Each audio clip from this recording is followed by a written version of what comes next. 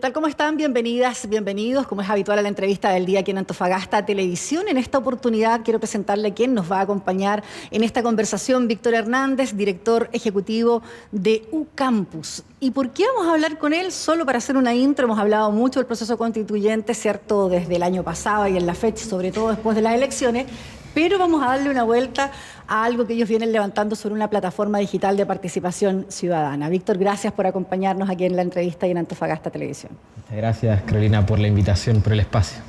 Yo lo decía, hemos hablado muchísimo desde el 7 de mayo en adelante, hemos analizado resultados, los partidos políticos, pero un poco queda esta pregunta o la interrogante siempre de si bien finalmente la gente con su voto, ¿no?, es la mayor expresión de participación, siempre queda en este proceso, ¿cierto?, como fue en el anterior, al redactar una carta, ¿qué tanto el ciudadano puede incidir en definitiva? Por eso me pareció muy interesante lo que ustedes vienen trabajando respecto de esta plataforma de participación ciudadana.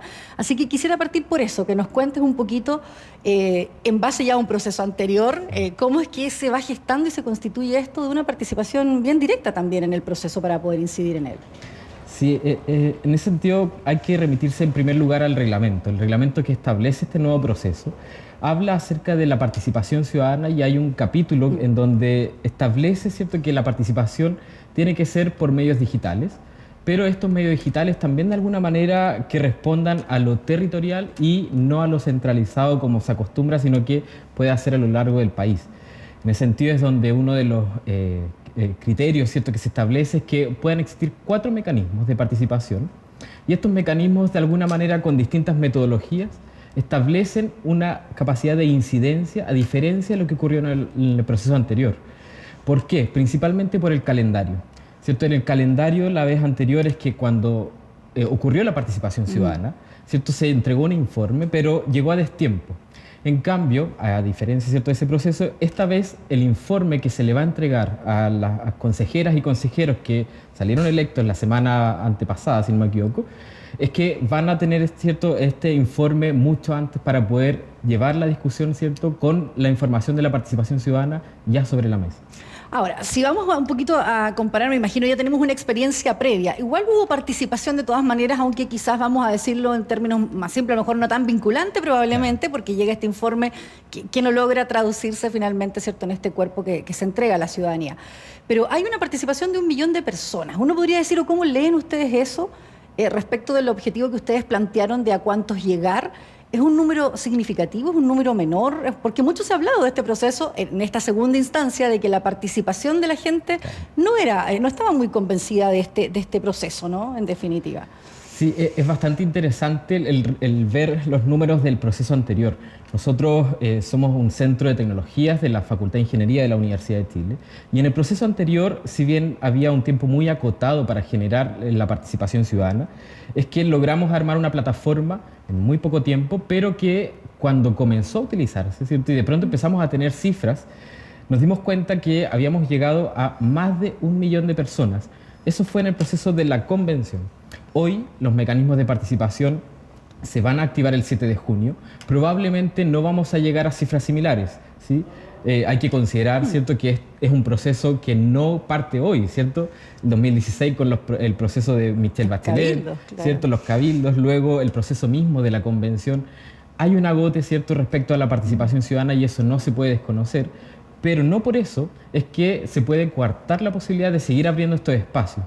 Y es ahí, en esa línea, desde UCampus, es que hemos querido contribuir a que, independiente del proceso, ¿cierto?, es que se pueda entregar una plataforma, primero, que sea segura, segundo, que pueda permitir de manera intuitiva a la gente participar, y tercero, que pueda recoger, ¿cierto?, toda esta información para poder hacerla llegar en su momento a las distintas consejeras y consejeros que son quienes finalmente van a poder tener la discusión sobre este nuevo proceso constitucional.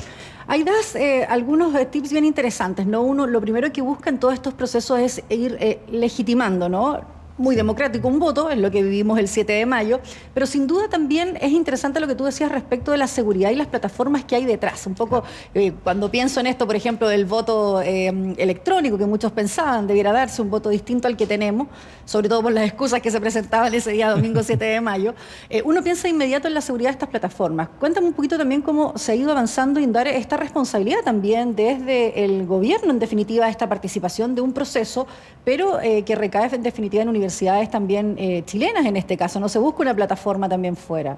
Sí, es interesante el pensar en que parte de este proceso, ¿cierto? Al ser desde lo digital, también tiene un despliegue territorial, pero este despliegue parte, ¿cierto?, de la mano de las universidades. Y en ese sentido, nosotros que somos parte de la Universidad de Chile, junto a la Universidad Católica, se da forma a esta Secretaría de Participación Ciudadana.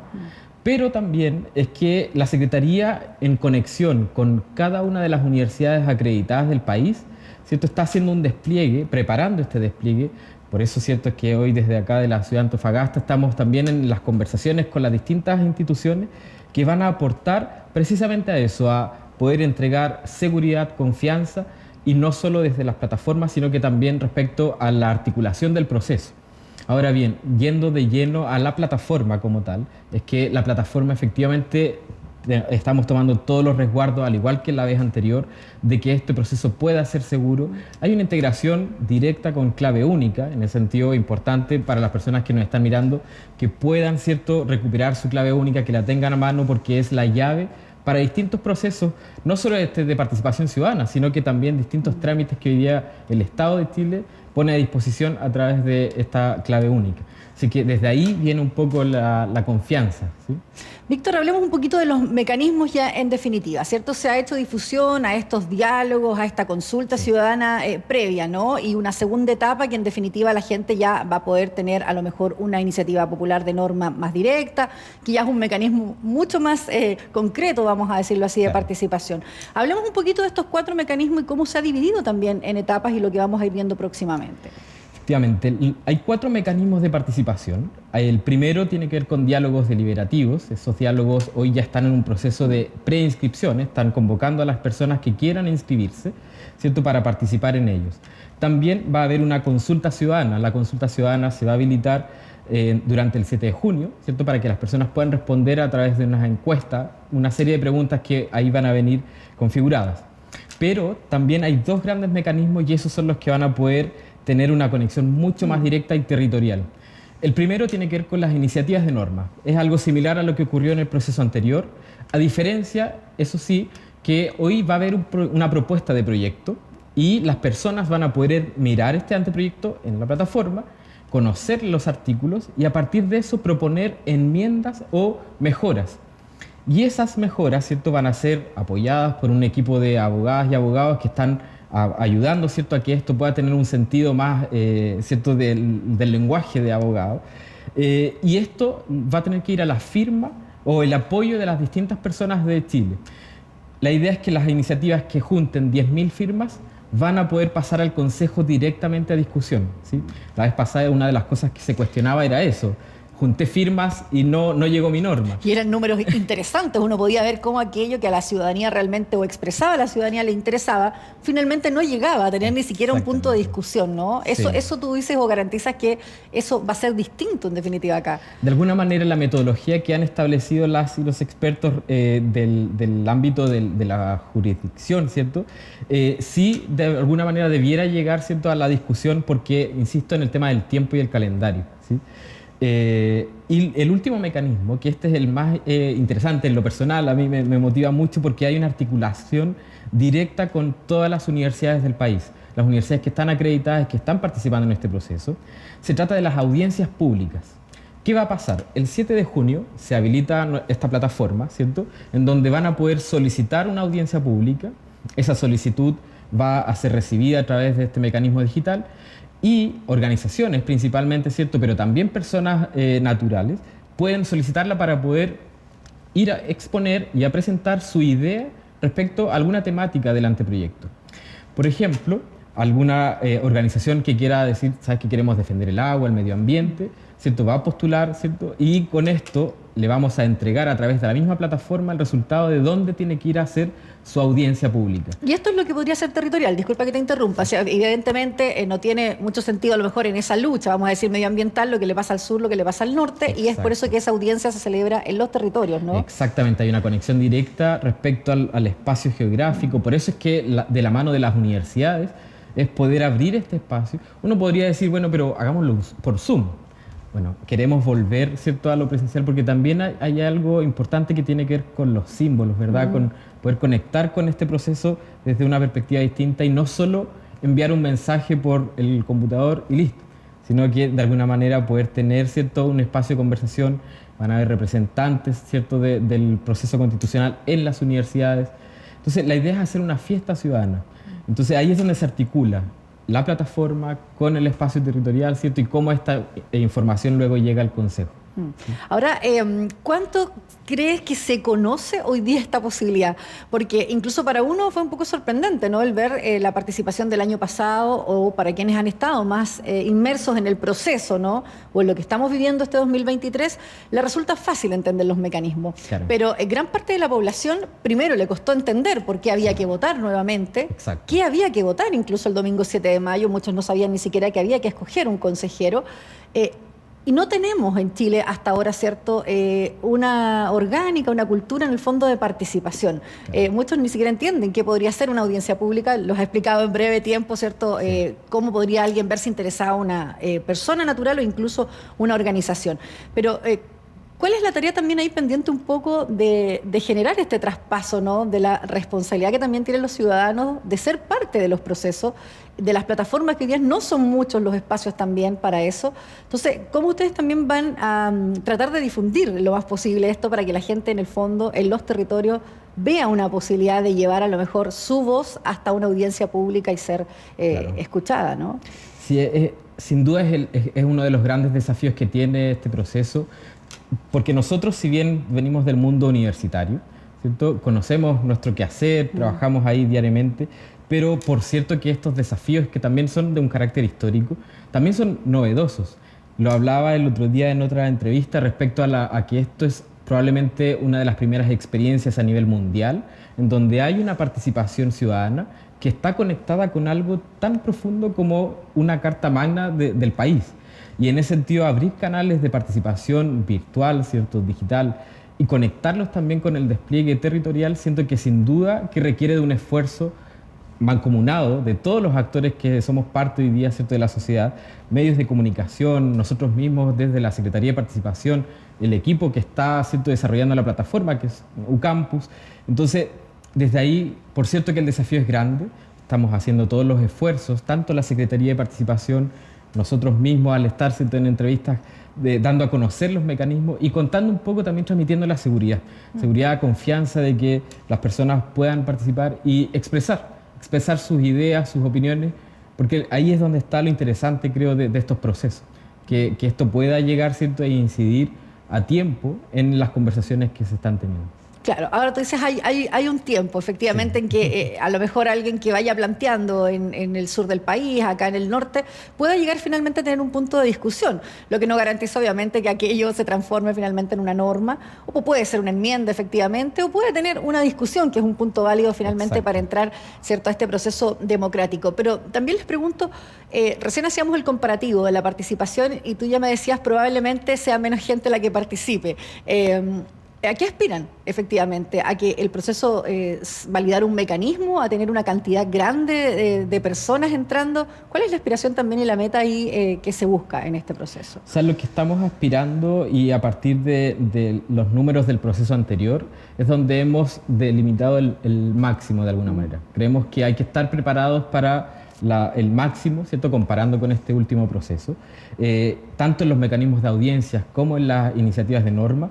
Es que hay toda una logística detrás y en ese sentido creemos que es conveniente pensar en que esto pueda tener mucha difusión y que la gente quiera participar y decirles a todas las personas si van a ser escuchadas, a tener que estar en una instancia en donde le digamos, sabe, que lamentablemente no la va a poder recibir o no lo van a poder recibir. Entonces, en ese sentido estamos aspirando a tener números similares que el proceso anterior.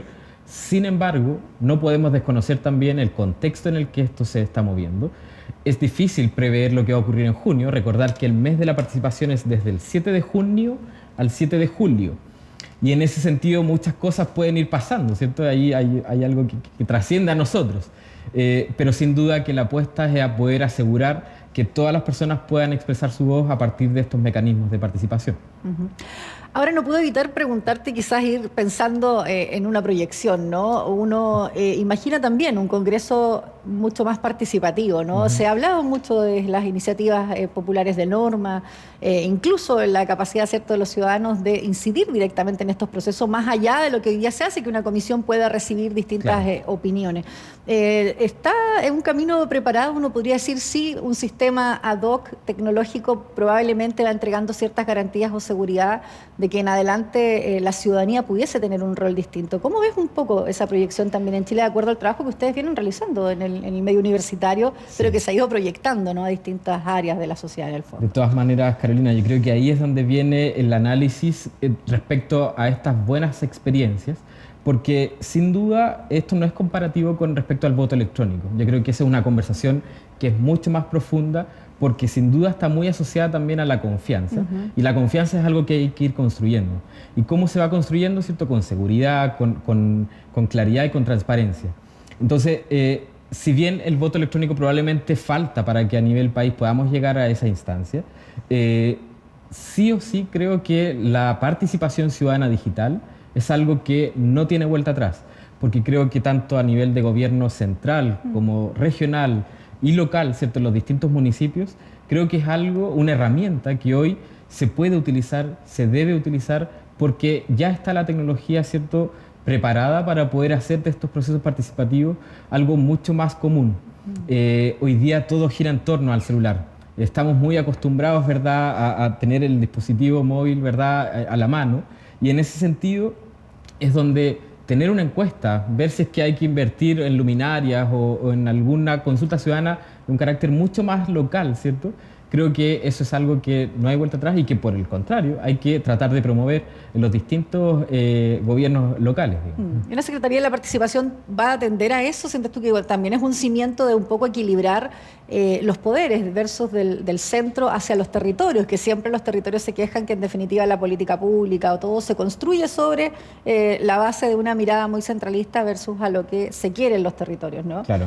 O sea, hoy día la Secretaría de Participación Ciudadana es algo que se creó a partir de este proceso constitucional, ¿cierto? Es un mandato que se establece para la Universidad de Chile y la Universidad Católica, en conjunto con todas las universidades acreditadas, y probablemente, ¿cierto?, es que una vez que termina este proceso también se disuelve este órgano como secretaría, pero eso no quita de que el día de mañana, ¿cierto?, puedan generarse instancias de similar función, que puedan enfocarse, ¿cierto?, en estas soluciones pensando en algo mucho más transversal y para todas las regiones. Yo creo que ahí das en la clave respecto al cómo generalmente esto se mira desde Santiago.